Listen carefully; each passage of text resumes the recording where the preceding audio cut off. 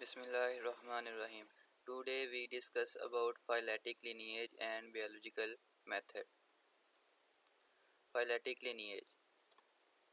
When we look at the biodiversity, the number and variety of species in a place, we find that there are nearly 25 lakh species of organism currently known to science. कहता है जब हम biodiversity को देखते हैं तो इस time हमें कितनी स्पीशीज़ का पता है, तकरीबन 25 लाख का। बायोडाइवर्सिटी किसे बोलते हैं? Varieties with in the living organisms. कहता है हमें अभी तक 25 लाख के करीब स्पीशीज़ का पता है। More than half of these are insect. कहता है इस 25 लाख में से तकरीबन 53.1% कौन है? सिर्फ इंसेक्ट। और 70.6% कौन है?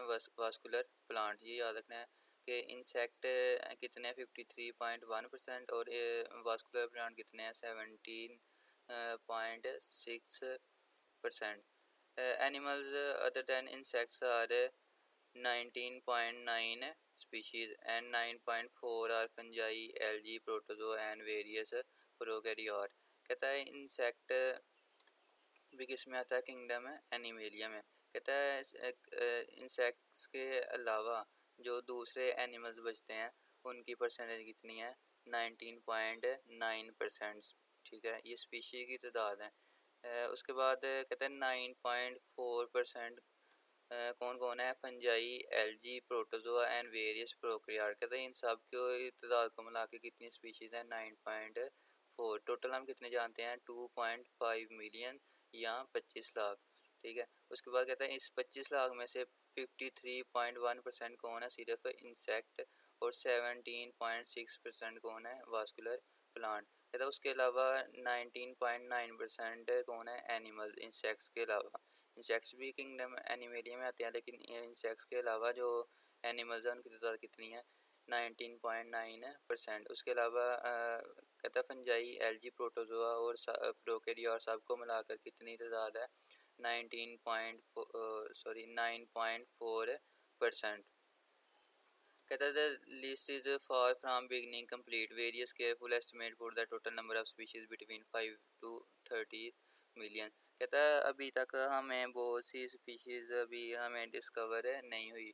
कहता है एक अंदाजे के मुताबिक दुनिया में 5 मिलियन से लेकर 10 मिलियन तक स्पीशीज़ की तादाद हो सकती है। 1 मिलियन में कितने होते हैं? 10 लाख। ठीक है, मतलब कि 5 मिलियन में कितने हो जाएंगे फिर? 50 लाख है। तब 5 मिलियन से लेकर 30 मिलियन तक अभी तक स्पीशीज़ एग्जिस्ट कर सकती हैं दुनिया में, लेकिन अभी तक हमें डिस्कवर नहीं हुई। अभी तक डिस्कवर कितनी हुई हैं? सिर्फ 25 लाख के करीब। Only out of these only 2.5 species have been identified so far. कहता है अभी तक हमें सिर्फ कितने स्पीशीज़ डिस्कवर हुई हैं? 2.5 मिलियन या 25 लाख। बाकी जो परसेंटेज थी अगर 5 लाख होगी तो फिर 50% अभी डिस्कवर करने वाली रहती है। अगर 30 मिलियन है तो फिर तो तकरीबन 5 से 10% सिर्फ स्पीशीज़ हमने डिस्कवर की हैं, बाकी अभी डिस्कवर करने वाली रहती हैं। देन कहता है कि the life today has into existence through phyletic lineage और evolving population of organism living in the remote past. कहता है जो अब तक एवोल्यूशन हो गई है वो किसका नतीजा है? फाइलेटिक lineage का।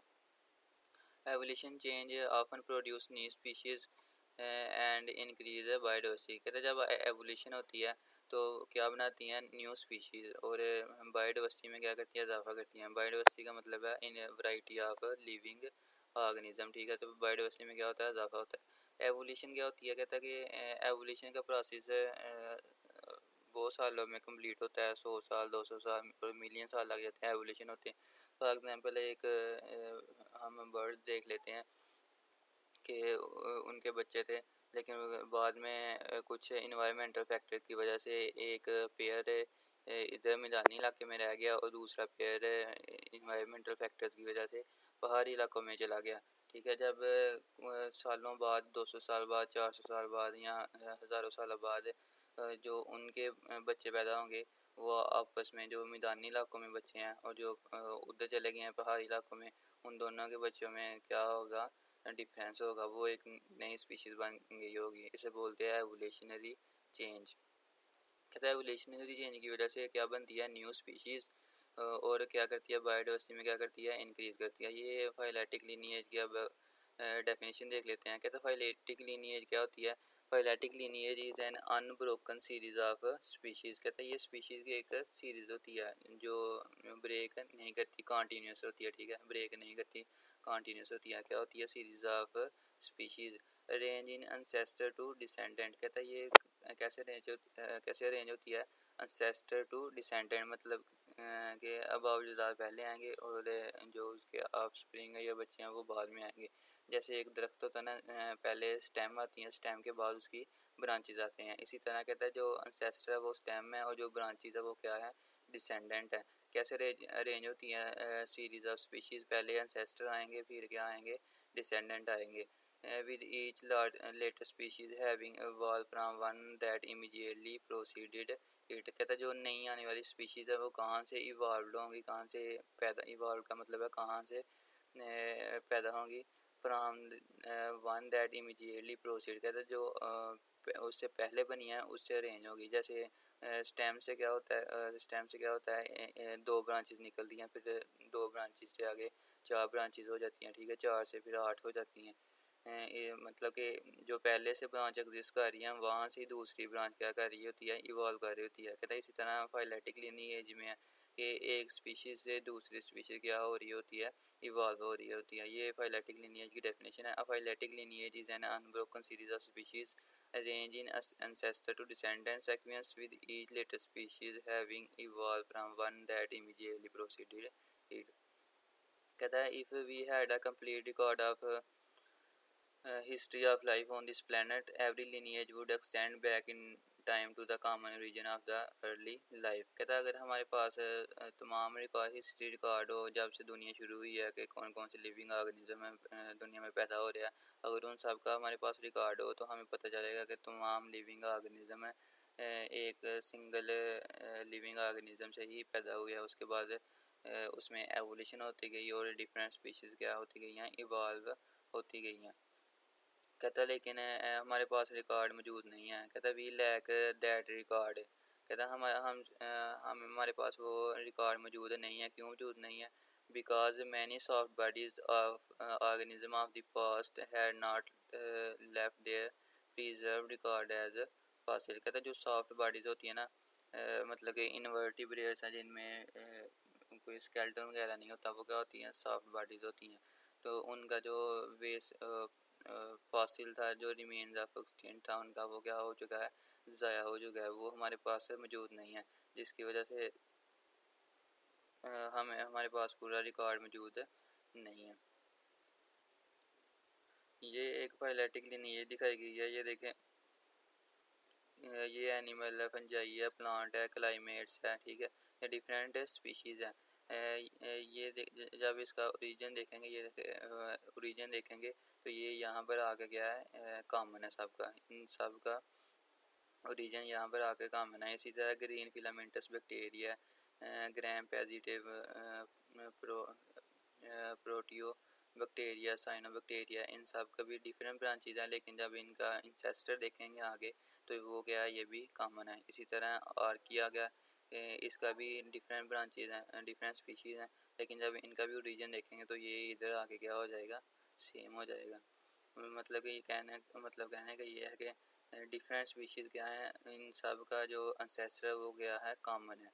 ये एक सिंगल अनसेस्टर से डिसेंडेंट बने, ये इससे दो अनसेस्टर बने ये वाले, और ये एक अनसेस्टर से कितने डिसेंडेंट बने, एक और दो, उसके बाद इस डिसेंडेंट से ये दो बने, एक और दो। इसी तरह मतलब कि डिवीजन होती जा रही है और डिफरेंट स्पीशीज़ क्या होती जा रही है, इवॉल्व होती जा रही हैं, लेकिन सब स्पीशीज़ का जो कॉमन रीजन है वो क्या है, सेम है, ये वाला।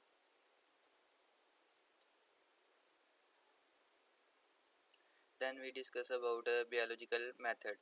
कहता है science is the systematized knowledge of, is a systematized knowledge like other sciences. Biology science also have a set of methodology. It is based on experimental inquiry. It always begin with the chance of observation. कहता है science एक systemised knowledge है। इस science किस पर base कर रहा है, ऑन एक्सपेरिमेंटल इंक्वायरी, मतलब कि साइंस में जो भी चीज़ है वो किससे प्रूफ हो चुकी है, एक्सपेरिमेंट से। कहता है सबसे साइंस की सबसे पहले जो प्रॉब्लम को सॉल्व करने का तरीका वो कहाँ से शुरू होता है, with the chance of observation.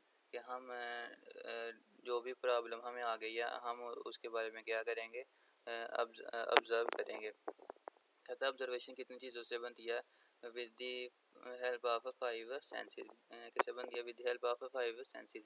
पहली है विजन, कि हम उस प्रॉब्लम को देखेंगे कि मसला क्या है। हीयरिंग, उसके बारे में लोगों से सुनेंगे।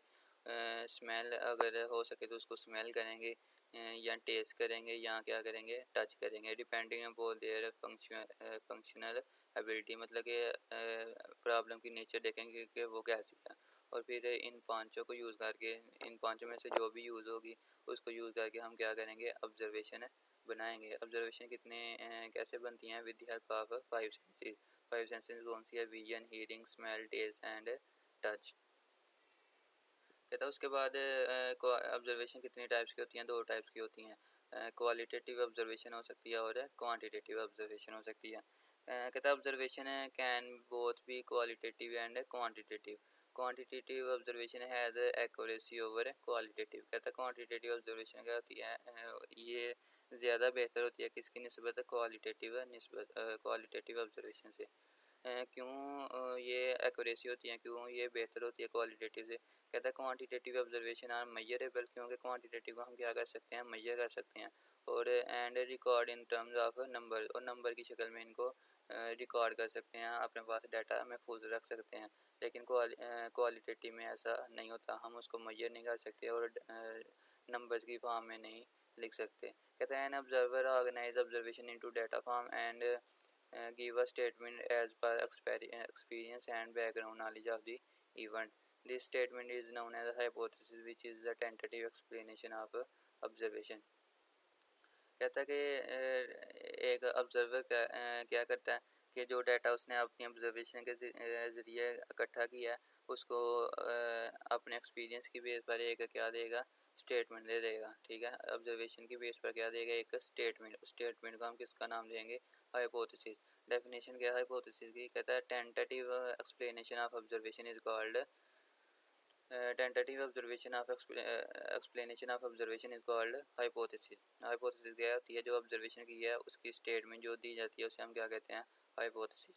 बायोलॉजिकल मेथड को बायोलॉजिकल प्रॉब्लम को सॉल्व करने के तरीके बारे में, बायोलॉजिकल फॉर एग्जांपल ये अभी वबा आई हुई है कोविड-19 की।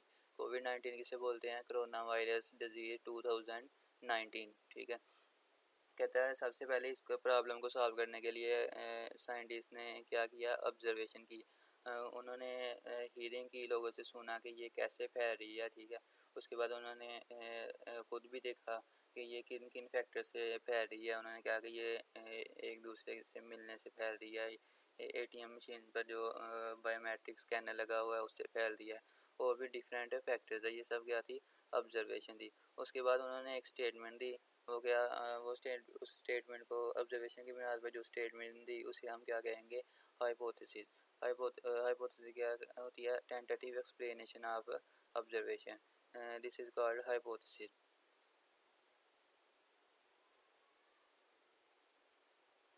नेक्स्ट कहते हैं qualitative, difference between qualitative and quantitative observation. Qualitative जो होती है डील विद डिस्क्रिप्शन। ठीक है, ये किससे डील करती है, डिस्क्रिप्शन से। और ये किससे, क्वांटिटेटिव डाटा किससे डील करता है, with numbers. Data can be observed but not measured. कहते हैं क्वालिटेटिव डाटा को ऑब्जर्व तो किया जा सकता है लेकिन मेजर नहीं किया जा सकता। लेकिन on the other hand data which can be measure, लेकिन क्वांटिटेटिव में हम डाटा को क्या कर सकते हैं, मेजर कर सकते हैं। फॉर एग्जांपल कलर है, colour, texture, smell, taste, appearance, beauty. कहते हैं ये सब ऐसी चीज़ें हैं जिनको हम ऑब्जर्व तो कर सकते हैं लेकिन नंबर्स की फॉर्म में नहीं लिख सकते। दूसरी तरह क्वांटिटेटिव डाटा की एग्जांपल है लेंथ होगी, हाइट होगी, area, volume, weight, speed, time, temperature, humidity, sound level. ठीक है, ये सब क्या है, ऐसे फैक्टर हैं जिनको हम मेजर कर सकते हैं और नंबर्स की फॉर्म में लिख सकते हैं। कहता है क्वालिटेटिव क्वालिटी पे बेस करती है और क्वांटिटेटिव क्वांटिटी पे बेस करती है।